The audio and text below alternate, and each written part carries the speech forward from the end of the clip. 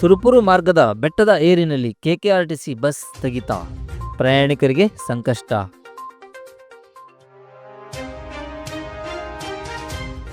ಬೆಟ್ಟದ ಏರು ಏರಲಾಗದೆ ನಿಂತ ಬಸ್, ಪ್ರಯಾಣಿಕರಿಂದ ನಟರಾಜ ಸರ್ವಿಸ್.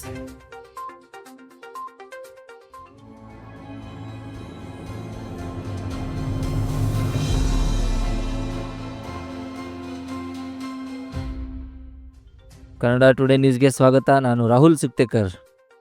ಲಿಂಗಸ್ಗೂರು ವಿಭಾಗದ ಕೆಕೆಆರ್ಟಿಸಿ ಬಸ್ ಸಂಖ್ಯೆ KA36F1475 ಈ ಬಸ್ಸು ಸುರಪುರ ಮಾರ್ಗದ ಬೆಟ್ಟದ ಏರಿನಲ್ಲಿ ಏರಲಾಗದೆ ಮಧ್ಯದಲ್ಲೇ ನಿಂತು ಪರಿಣಾಮ ಪ್ರಯಾಣಿಕರು ಬಸ್ಸಿನಿಂದ ಇಳಿದು ಸುಮಾರು 1 ಕಿಲೋಮೀಟರ್ ನಡೆದುಕೊಂಡು ಹೋಗಿ ನಂತರ ಮತ್ತೆ ಬಸ್ ಹತ್ತಿ ಪ್ರಯಾಣ ಮುಂದುವರಿಸಬೇಕಾಯಿತು. ಬಸ್ ಇಂಜಿನ್ ಸಮಸ್ಯೆಯಿಂದ ಚಾಲಕರು ಹರಸಾಹಸ ಪಡಬೇಕಾದ ಸ್ಥಿತಿ ನಿರ್ಮಾಣವಾಗಿದ್ದು, ಇಂತಹ ದುಸ್ಥಿತಿಯ ಬಸ್ಸುಗಳನ್ನು ದೂರದ ಪ್ರಯಾಣಕ್ಕೆ ಬಿಡುವುದರಿಂದ ಪ್ರಯಾಣಿಕರಿಗೆ ತೀವ್ರ ತೊಂದರೆ ಉಂಟಾಗುತ್ತದೆ.